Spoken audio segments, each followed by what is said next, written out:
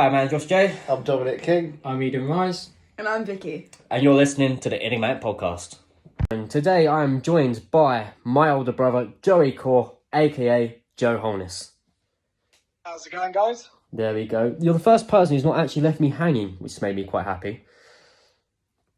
Well, always has to be one. There we go. So, obviously we don't live together anymore. So I'm just wondering how you deal with life with the current situation going on. Life under lockdown is very different. Obviously, PT wise, all business has ceased. Obviously, all the in-person clients have kind of, well, they're no longer there anymore. Obviously, all the gyms have been shut down. So it's been a bit rough. Obviously, got a few online clients, but not too many, doing a couple of sessions a week. Definitely drastic changes, but maybe for the better. We won't really know until they open up again. Right, yeah. Well, that's what I thought. I thought this will give you great publicity to try and push you out there. So we're doing our best as a family to try and help each other out. So this is what we're doing here. So with this strictly, at the moment, this has been a wrestling podcast with professional wrestlers. I want to know what your views are on professional wrestling, and also how do you feel about your two brothers, myself, Andros, and Dominic, also being a part of that as well? Well, coming from an upbringing of definitely wrestling, especially with yourself, I'd say my views towards it are very professional. I completely love it. I obviously used to do it myself back in IPW from the age of 12. Yeah. Obviously with yourself in the future from that. But yeah, I absolutely love it. And seeing you guys in the ring, essentially taking over almost a legacy from when I was there, and when I stopped sadly because of work, it makes me want to get back into it. And if I lived closer and I had the time, I didn't have the time constraint, I definitely would take it back up again. Yeah. Well, we never know. So what we're saying right now is possibly in the future there might be a return of Joey Core. Possibly. Let's not rule it out. No, definitely not. I definitely wouldn't keep it out of the picture, but I would strongly like to return to the ring at some point. Yeah, exactly. And not many people know this, but I'll announce this now, is my ring gear is usually red, and that is Joey's favourite colour. So that's my little tribute to Joey. I've always worn red on his behalf. So that's a little tribute that I have going for my big brother. So first question, how did you get into fitness, and what made you want to be a PT? What was that realisation of you going, that's what I want to do as a career? So I think the realisation was, I've always been into sports and fitness. I've never been growing up, I was always the fat kid growing up. I got bullied constantly, probably for about, 5-6 years through primary school and then into secondary. Finally decided to change that, pursue a career in fitness. But the story kind of became a bit cut up. So it started with taking on as many fitness courses as I can through volunteering and additional courses through high school. I went into college with my diploma. Right. Sadly, I quit while I was ahead. I didn't see the course all the way through. I went, no, you know what, this isn't for me. Worked in retail for 6 years, and then finally went, no, you know what, I've had enough of this. I'm gonna return back to it. I think the main reason for returning to kind of personal training and becoming a fitness professional was because of how I felt when I was younger, being the overweight kid, being the person who I was. I knew how I felt. I knew how the majority of bigger or overweight people felt. And I just didn't want anyone to experience that. So I wanted to be the person that someone could contact for help to change themselves, to make themselves feel better.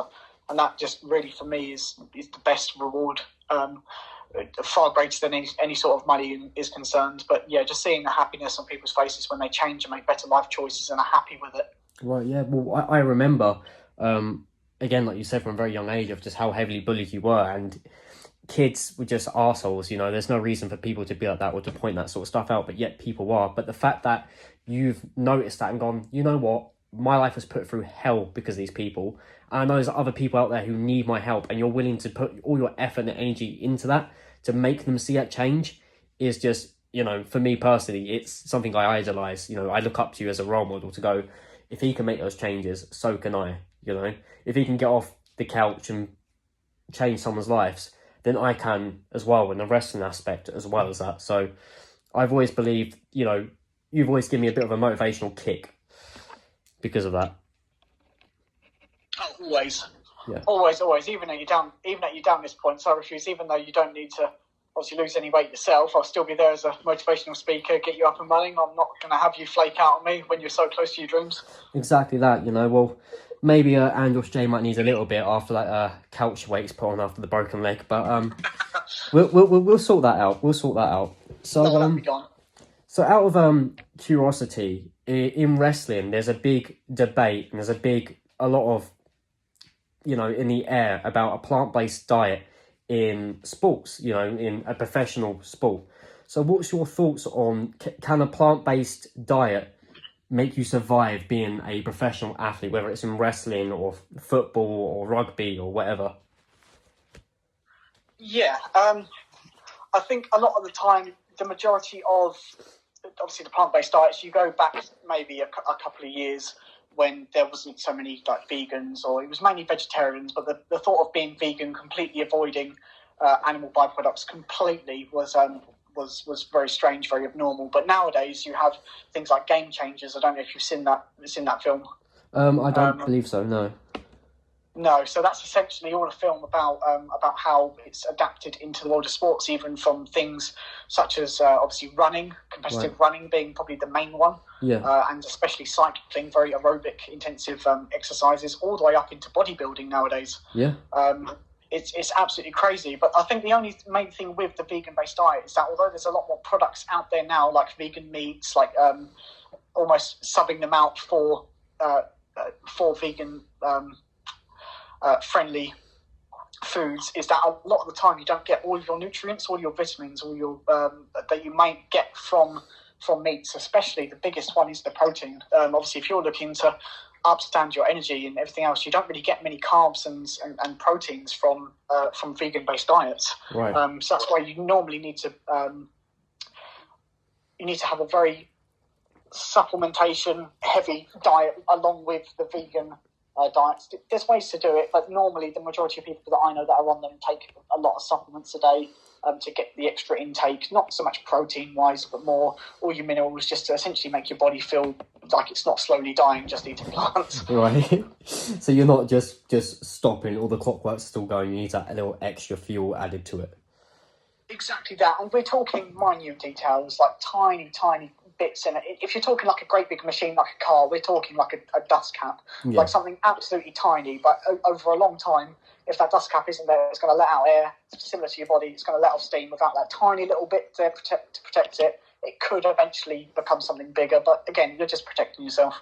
Exactly. And making yourself not feel like you're blowing off steam needlessly. Exactly, and that's the safest way to do it. So I have at least 2-3 questions here from Enigmatic and also some of the fans from the podcast wanting to know these questions from a PT. So the first one I have is a scenario. So the question is, you have someone asking for your services and they've not worked out or really been physically active in years. What actions would you take to help this person become physically fit again? Okay, so obviously from that question there's a couple of things that you'd have to do as precautions. You'd have to do something called a PARQ form, just for your like a readiness form. Make sure that they're all well, they're okay, they don't have any serious background health issues.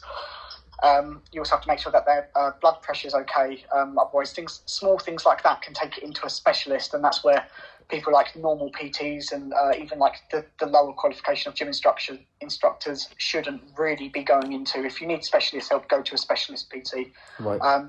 But if we're basing it along the lines of someone who is completely average, no issues, normal blood pressure, it would be taken into account. It's baby steps. Then you have to explain to them that they're not going to drop a stone unless they're, say, 20 stone. They're not going to drop a stone in a week. They're not going to drop a stone in maybe even a month. It's going to be a slow process that you have to get them into. Because if they're going too fast, there's a high chance of injury. There's a high chance that they're going to get bored or they're not going to like it as much, and then they're just not going to stick to the plan. Right. So would you say on that, no, so also you have to get yourself physically ready. You have to get yourself Yes. mentally ready as well. Oh, definitely, yeah. Losing weight or making changes to your body, the hardest thing. Once you get past the first 3 to 4 days, maybe even the first week, it's normally past that where the physical entity just completely gets removed, and the mental side is all that's left, and that's the hardest part. Because you can do a crash diet for a week, you can lose as much weight as you want, you can water fast for a week if you wanted to, and lose, God, anywhere from a stone to 2 stone for some people, but you're going to gain it back after that week because you're not going to be able to maintain it, because it's your mental state that isn't ready for it. Right, exactly that. So you've got to be able to be mentally ready to put yourself and your body through what you're wanting to do, basically. Exactly. Myself, PTs, we're bad for it as well. I say myself, after Christmas each year, I have to put myself back for it. And because I know what it takes, what I have to go through, I never like doing it. But once you understand that you have to, and you just go, screw it, I need to do it now. I can't keep being an overweight lie about not doing anything. Like, I have to go back to the routine, what I'm used to. Yeah. That's the hardest part about it. When you get caught in a routine, it takes only up to 10 days to break a routine, which is mental, because it takes up to 6 months to create one. Yeah, massively. And I think to jump on that and to what you said previously is when you were quite overweight and you was quite heavy, but you worked out. I remember coming around and when you used to do your insanity workouts, you'd be like, oh, come with me, let's try one. And I remember I would be just in the warm-up stage and I'd already just be knackered. I'm like, how is this guy almost doing this every day? I was like, and at that time I was playing football like every single day. I thought I was fit as anything, but then I did that. I was like, nope. Oh yeah, the insanity workouts. If no one's done them, if you can get your hands on them, I'd say take it easy. If obviously you've got background and like health issues, but if you're completely healthy, I definitely think someone needs to or run yourself through an insanity workout. It's absolutely brutal.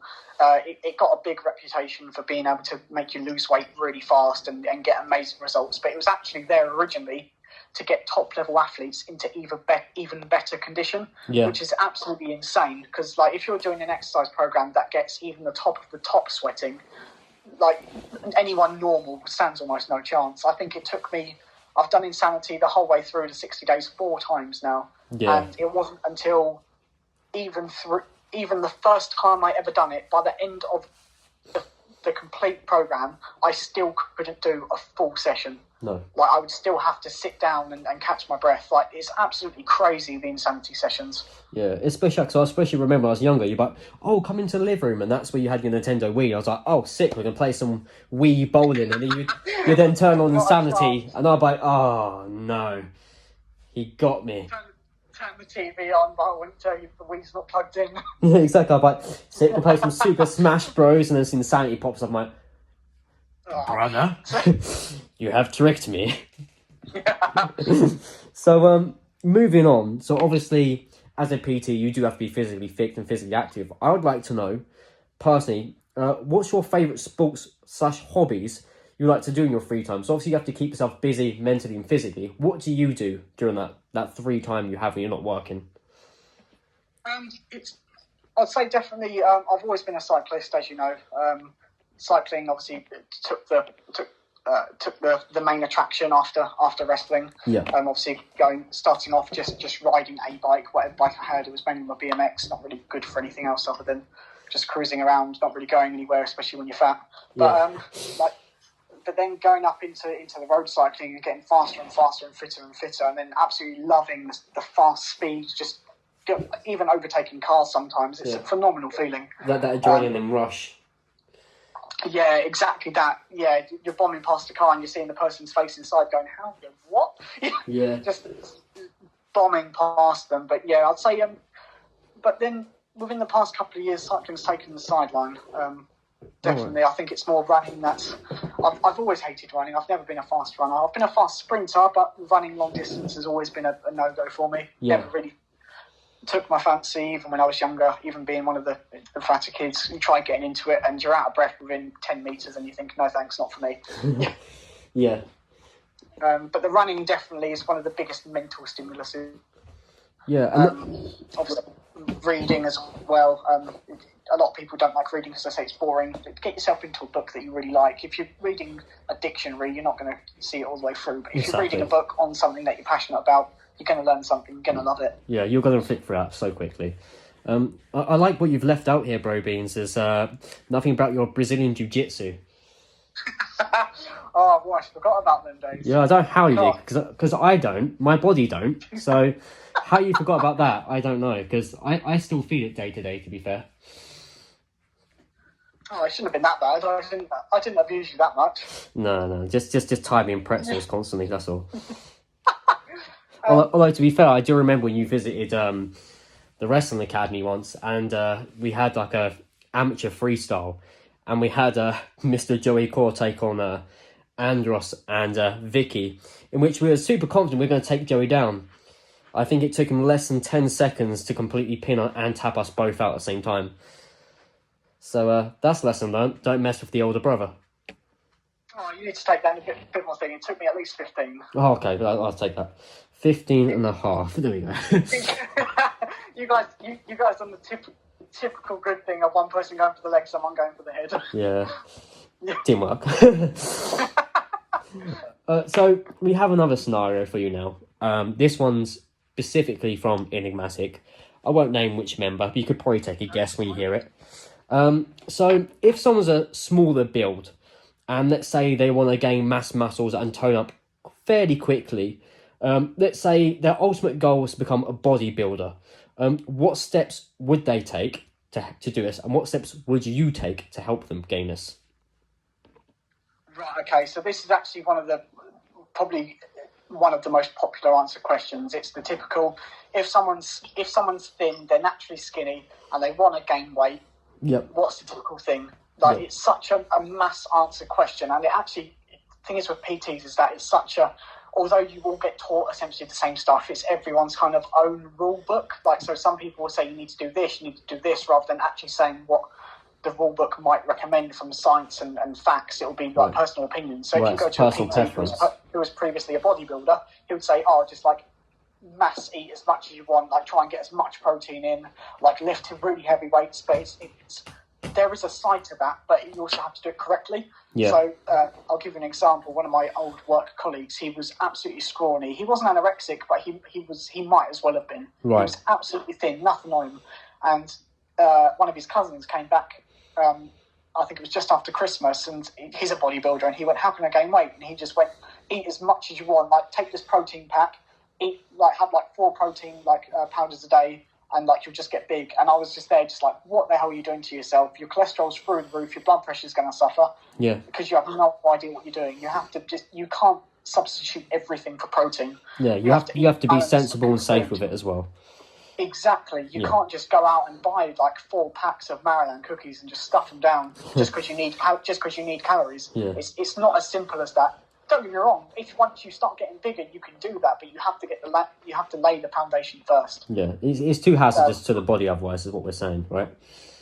Exactly. You have to do. Everything's a slow, steady game. Yeah. To people, if you say to them that you're going to be massive in a year's time, they're not thinking in a year. They're thinking they want it in the next week or two. Yeah. And that's the hardest part. Heck, I even fall for it sometimes. I'll start a new training plan and something, and I'm like, heck, I want results now. Yeah. It's going to take me until next year or the year after but then you look at the jump and it's a massive leap. Yeah. Massively. But it's all about doing it safely, in a step-by-step manner. You can't make a massive leap right to the good finish line. Yeah. Yeah, so it's like you said, it is very much a patient thing as well. You've got to be patient with it. You're not going to see results straight away. Like you said as well, for someone who's trying to lose weight, it's the same sort of thing. It's patience. You're not going to see it overnight. It's not going to happen. So exactly that. But then with gaining weight, it's a big misconception. You do just need to eat healthier. You need to the best ones is eggs. If you can have eggs, it's eggs, porridge, chicken, all your peas, your rice, all the typical boring things that no one really likes eating. Sadly, they're the things that are going to help you out the most. But you have to find the balance. Yeah. A simple calorie calculator online can help you so much. Like all you have to know is your height, your weight. That can be in imperial or metric units, so kilograms or stone or centimeters for height, or feet and inches. Type in your activity level, and it will tell you your basal metabolic, so your BMR, your basal metabolic rate. That's how many calories you need to sustain. Then, if you want to gain weight, you need to add on another 500 on top of that. But it needs to be in good food. It needs to be in things like protein and like unsaturated fat, carbohydrates. So like your brown rice, your brown bread, rather than like loading up on like Twinkies or like Cokes. Right. So what you're saying is, you can load up, but it needs to be the correct food. You can't just load up on whatever you want just to try and gain weight. You need to do it healthy and do it the correct way. Exactly that. Right. So, I'm going to be completely honest here, guys. This is actually day 2 of recording this podcast, as we had some technical difficulties. But we will carry on this podcast by me carrying on the question that I was going to ask Joe, which is, can you tell me about your time in IPW? It's good to be back on after the difficulties. But my time in IPW, I have to say, it was an enjoyable time. Sadly, being the minimum age for entry into IPW back in the day was 16. I joined when I was actually 12 because I was actually quite a big 12. That put me at a disadvantage straight away. A lot of picking on, getting almost having to prove myself. Obviously, also being trained by Tom Chamberlain and of course the notorious Jimmy Havoc. Yep. Training sessions were quite brutal. If you were late by every minute you were late, you got a knee to the face, and that wasn't a fake knee to the face. That was a hard knee to the face. It was do as you're told. Exactly. Yeah. But then if you got lucky, rather than knee to the face, they had a big car park out the back, and you had to sprint. And until they either saw you throw up or your legs give out, you wouldn't stop. It was absolutely horrible. Yeah, but I remember doing this. It got you to arrive on time. That's true. And I remember the suicide runs they used to make you do as well. That was horrible as well. Make you compete for the fittest in the class. Like, why are you keeping up with them? It's like, because they're like Superman. That's why. Because he's run for 12 years and I'm here fat, floppy, run for 30 seconds. That's why I'm blowing out my ass. So, you did with IPW. You said obviously it was quite hard and quite tough, but it never stopped you, did it? It always kept you your drive. You always carried on. Oh yeah, definitely, yeah. Although it was a really difficult way to adjust because if you had ego going into it, obviously being a big into Brazilian Jiu-Jitsu, your ego got left at the door. If you thought you was good, they would whack it into you that you weren't, but it made you want to become better. Yeah. Either that or you just have to leave the school. That's just how, it wasn't even competitive, that's just how it was to make the best wrestler you could possibly be. The training was brutal, the conditioning was brutal, the sessions were even more brutal, but in all honesty, I absolutely loved it. And I wouldn't change it for the world. I used to go every week, commute an hour and a half there and back every single Sunday. Went down there for 6 hours and come back home. It was absolutely brilliant. Yeah, you have school the next day, not being able to move, and teachers wondering what's going on with you. It's like, no, like. Parents never understood why you wouldn't be able to move because they're like, oh, it's just fake. It's all fake, and you're like, you try taking a bump off the top rope. Yeah, but there's nothing fake about it, mother. Trust me, nothing fake about it. No. Have you seen the bruise on my back? Yeah, that's what I missed was those days. When I then returned to IPW with Dominic a few years later, that intensity wasn't there anymore. But yeah, it was still really good. But moving on from there, I want to know, Bro Beans, what are your plans moving on for the future? What are you looking to achieve and what are you looking to do? Moving on into the future, so say obviously at the moment we're all in the lockdown, everything's a bit what's going to happen. But Yeah. if everything does go back to normal, as everything should do in the near future, I definitely think going into a big gym rather than going out into the open world would be a better bet for me for at least the first 6 months to a year. Yeah. Build up a bit more client base, really try and push the PT, just try and help as many people as I can. But then with that also comes eventually knocking down my timesheet, hiring on PTs underneath me so that I can do a couple more things. One of them things also maybe wanting to make a return back to Genesis. Yeah, and that, that's what a lot of us boys from Enigmatic and girls have been desperate. Ever since Enigmatic started, me and Dominic Voice said there's a spot open for you, and we sincerely mean that. So hopefully one day we might see that. So we've got to really hope that it all goes well. It's going to have to be a loud pop. You're going to have to work the crowd to get them to know who I am before I come back. Exactly that. But again, that's why we've done this podcast. So not only can we get you recognised once again for your wrestling side of things, but also get you recognised for your PT business. Because, for me, watching you train and learn for the many years you have to get this PT business, I want you to be as successful as you can doing this, and you deserve it. For all the hard work and effort you've put in, you 100% deserve it. So, yeah. Yeah, I really appreciate that. Obviously, and again, it's never been about the money, but the more money that I can bring in through it, the more I can help out other people, whether it's you guys with like travelling to places, getting new gear, all things like that I would happily give out to all you guys, even if it was just going out and just going, screw it, let's take the whole Genesis training team out. Yeah, exactly that. So just the last couple of questions, just to close this off. This has been quite a short podcast from what we're used to, but that's okay, which means it's been a nice time to listen to. So we want to know, where are you currently based doing PTs? Do you travel out? Do you do online sessions? Do you do home-to-home visits? What are you currently doing? So currently it's exclusively online. I'll set up training sessions online, discuss through new clients and prospects what they want to achieve, what time frame they'll do it in. Depends if they want to do it in a relaxed method or quite an aggressive way. So if they want to lose maybe a stone in a couple of months, depending on their weight already, it could be rather relaxed or rather aggressive. Like they might want to have a few extra HIIT sessions. They might just want to do easy-based cardio, maybe an hour worth of walking every day, then cut a little bit out of their diet. Other than that, once everything goes back to normal, I do tend to do home-to-home visits, but that is within the local area, so that is more Herne Bay, Whitstable, Canterbury, being based in Herne Bay myself. Right.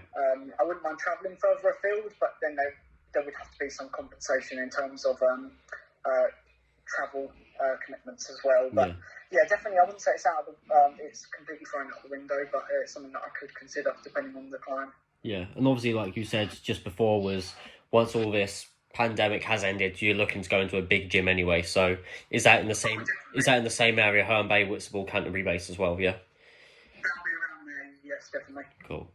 So literally, the last question here is, Bro Beans, is how can people contact you at the moment? So you can get in contact with me. If you wanted to do it privately, it'll be through Joe Battalion PT on Facebook. Yep. You can also message me on my Facebook account, Joe Holness, or you can get through to me through one of the Enigmatic team, whether it be AJ, Dominic, Eden, or good old Victor. Yeah, you can contact us and we'll point you in the direction of Joe, and I'll also put links down below. So if you want some help, I'm not, he's my brother, so I'm going to say good things about him, but he generally is a really good guy. He's going to help you. He's going to help you get fit. So if you need the help, if you want the motivation, by all means, use Joe's services. He's really going to help you. He can really do great things for you. So is there anything at all you want to mention or talk about just before we close up? I think it's more coming from a place of extreme self-doubt, no belief in myself. Even now, I still suffer with it a little bit. anyone who's listening to this, if you want to change, if you want to be somewhere, it's not going to be easy. You can't do it at a snap of your fingers, but if you work hard towards it, you can achieve anything you want in life. Don't let anyone tell you any different. If people put you down, prove them wrong. Yeah, I can't add anything more to that. So I want to say a massive thank you to you, Joe, for taking time out of your 2 days to talk to me. Yeah, thank you all. We love you very much. I've been Andros J. Here's been Joe. Thank you very much, and we'll see you next Thursday on the next episode. Thanks all.